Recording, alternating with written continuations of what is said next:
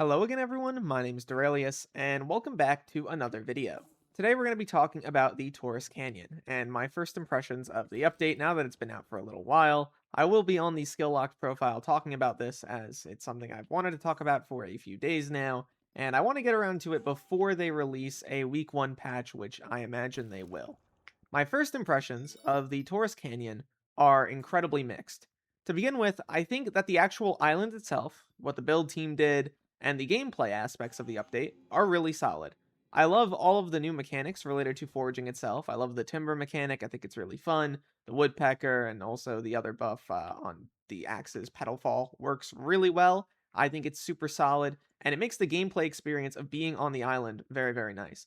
The Heart of the Forestry also is kind of a bright spot relatively. I didn't think it would end up that good on release. I was actually very worried about it feeling a little bit too hard for a new player to get into the update, but I mean, again, I'm on my skill locked here. I haven't spent a ton of money on this update. I have a sloth pet and I have it, maxed out. And it feels totally fine to forage here. That's not really a problem. In terms of other stuff, the Critter Safari and many of the other features, I am a little bit concerned. The Critter Safari itself is also fine in terms of gameplay. I don't really think it has any major issues whatsoever in terms of that alone. The problem is in some of the bestiaries, which I think are a larger problem and a larger theme throughout this update, and also just it not really being a good hunting XP method, nor it being really relevant in the long-term progression of the game. There is no real reason for you to continue to go back there once you have maxed out your milestones. Is that inherently a bad thing? No, maybe not. But it also isn't even really good for hunting XP either, which I feel like it should be. Hunting XP as a whole is just not very good at the moment. It feels like the best way to level up hunting right now is to buy up a bunch of shards and then fuse them. And if you're an Iron Man, it's just collecting a bunch of shards and then fusing them. That doesn't really feel great. It should definitely be changed. The problem I have with this, though, is that this was something brought up while the update was on alpha for weeks. This was something that I personally brought up to admins for weeks. Nothing has happened so far now that it's out on the main server. So that's one thing, right? The hunting XP rates being bad. What else? Well, there was also the major issue related to farming almost being completely shadow nuked, I guess is a good way to describe it, on the alpha. There was a change that was there for a very long time that was never brought up in the form of patch notes that basically involved the amount of pests that you would need to turn in to the pest hunter to receive the buff going from 40 up to 80 for the same overall time buff. Now, you can make an argument that some parts of farming maybe need a nerf. I could see a really good argument for the greenhouse getting nerfed, for example, but I don't think the pest hunter buff needing more pests would be on that list. That update was scrapped, thankfully, by the time it hit the main server, but it was only scrapped in the day before the update was going to go to main. There was so much negative feedback about that part of the update that was effectively ignored for weeks, and it remained on the alpha for weeks, which is just incredibly concerning to me. I don't understand why recently the team has been so back and forth on certain issues. One week they'll want to talk to us, one week they'll want to communicate, they'll do a fairly good job, the next week they'll do stuff like that. And that's not all. There were other shadow changes as part of this update as well. First and foremost, fusions. Many of them are no longer accessible the way that they used to be, and some of them are not accessible at all through fusions whatsoever. Bitbug, for example, is one of the things that was completely removed from fusions. Now you can't use Chameleon to go into it. Power Dragon is now only from M7, and Apex Dragon you can only really get from that, so those both have become much, much harder. But there's just balancing issues across this whole update. Karma books taking way, way too long to actually max out for any reasonable person. Ruby Veil Shroom is completely broken right now and drops maybe a fifth, maybe a sixth as often as it should, and that might be undercutting it, to be honest. There are just so many other things I could go over. The amount of chocolate that you would need in the chocolate factory to max out the new shards, I think being over 2 trillion, is just ridiculous and makes no sense. And many of the bestiaries on the island itself are also just extremely wrong and also don't match the philosophy that the team just stated that they implemented. They wanted to do a philosophy where you would basically get the bonuses from the bestiary by the time or before the point where you were fully maxed out on that mob, so you could actually take advantage of it. So for many mobs with shards, for critters, I imagine those bestiaries would be extremely low, because you would want to be able to take advantage of the bonus hunter fortune while you're still hunting the mob. It doesn't work like that on this island. You need 300 blue jays, for example. Doesn't make any sense. Really annoying mob to hunt. I highly recommend trying out a couple because you'll be pulling your hair out before you get to your 15th. The idea behind bestiaries, I think, is fine, especially for normal combat mobs where you're just killing them and it's not really that special either way. For critters, they are particularly annoying because you need to do special things in order to capture them. So, them having mildly annoying bestiaries, seemingly, actually gets really annoying really fast, especially if you have to do a ton of them. This doesn't really even cover my other major complaint with this update, and it's that even though this island is pitched as a foraging update, it does not feel like one, and foraging still hardly feels like a full skill in comparison to many of the others. And what I mean by that is, there is still no long-term reason that you would interact with this skill, it feels like. What's the main reason you interact with mining?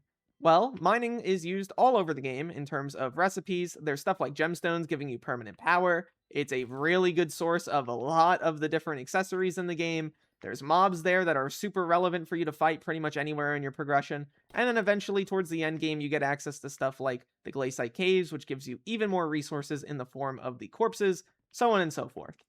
Why do you do combat? I think it's pretty self-explanatory, but it increases your player power, and you're able to get stats in combat that you can take with you to other skills. Strength, for example, and speed are relevant pretty much everywhere, in stuff like dungeons and foraging and farming. Why do you farm? Farming is relevant in the long term because it's a very stable money-making method for very low effort, relatively speaking. It also has some items that are used pretty much everywhere, like hot potato books. There's other sinks for other items. Generally speaking, you also get passive money in the form of the greenhouse. What does foraging have? Effectively nothing. You could even argue that stuff like fishing has even more of an impact on some of the other skills, in the form of stuff like magma fish being required for a lot of different items, including the blaze daggers. Foraging has nothing like that. There is no long-term reason or activity that you would want to interact with when it comes to foraging. Aside from the gameplay being fun, aside from just wanting to complete the update, what is going to bring you back to the Taurus Canyon in the long run? The only things I could think of are the Critter Safari if you want to keep on going for the sparkling critters, and the actual rest of the critters on the island. But both of those things are hunting related. They're not directly related to foraging itself. And I think that's a huge problem the team needs to look at. And what's frustrating about this is that all of the issues that we described before, and this issue as well related to foraging, has been brought up over and over again on places like the forums, in Discord chats, directly to the team, and the team has seemingly ignored a lot of this feedback about the update. When it comes down to it, if the team is constantly saying, we want to communicate more, we want to be more involved in the community's, spaces, and we want to make sure that you guys feel like we're listening to you, the team can't just say that. They have to actually listen as well. They have to actually implement feedback about these updates that are going to get implemented in the form of a week 1 patch or later anyway. It's not like a lot of the stuff I'm talking about in this video is not going to happen. I promise you, in the next week or two, they're going to do things like buff the hunting XP rates, and they're going to do things like nerfing a lot of the bestiaries that were a little out of hand with this update. And what's frustrating about it is that they could have just avoided that problem altogether if they had done so when the update was on alpha, when people were still willing to give them feedback like this. But instead, they did a bunch of shadow nerfs on the alpha that were taken away at the very last minute, and then on top of that, they released an update that, frankly, is a little half-baked. It's fun, don't get me wrong. I've been enjoying my time quite a lot, and I'll probably play a lot more by the time I'm, fully complete here. But it just lacks a lot of the substance that I feel like the team had a few years ago. Give me that team back that made stuff like the Dwarven Mines, or made stuff like the Crystal Hollows, or even the Glaciite Tunnels. I don't know. It just feels like recently the team has struggled to properly design and balance updates. I don't know who is on the balancing team when it comes down to Hypixel Skyblock, but please figure your stuff out, bro. Or at the very least, listen to players when they're talking to you about issues that you're just gonna fix in a week anyway. It's just so confusing to me. The community, again, has been trying so hard to get people into this game, to make the game more relevant in the long run, and it just feels like such a waste when stuff like this happens.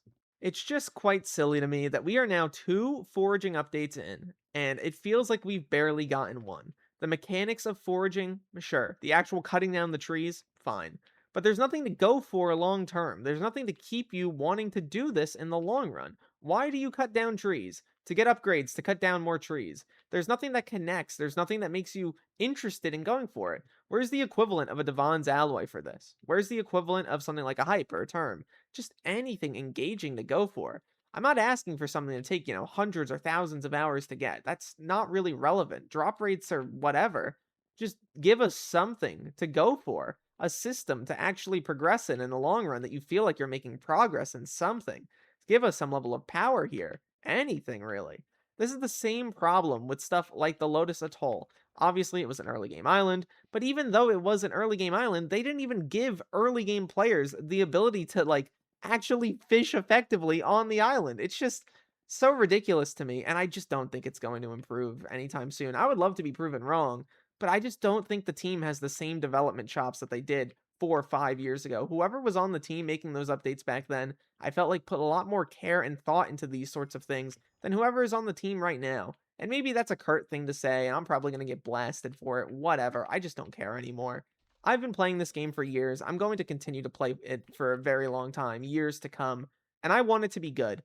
And if part of that is me making a negative video every once in a while, then so be it. I hope that the week 1 patch goes good. I hope that all the changes that I've already brought up to them and a ton of other people have already brought up to them for weeks, go into effect and they make the update better. But I hope in the medium term, they think about maybe waiting a little bit on some other new content releases and they go back and they fix up this island and they fix up stuff like the Lotus Atoll. Take the time out of your weeks, out of your months, add some new stuff to do, make the game more engaging, give us a reason to actually forage, please. Anyway, that's about it for me. Thank you for watching this video. Leave a comment down below your thoughts. Look to the future, fellas. I'll see you then.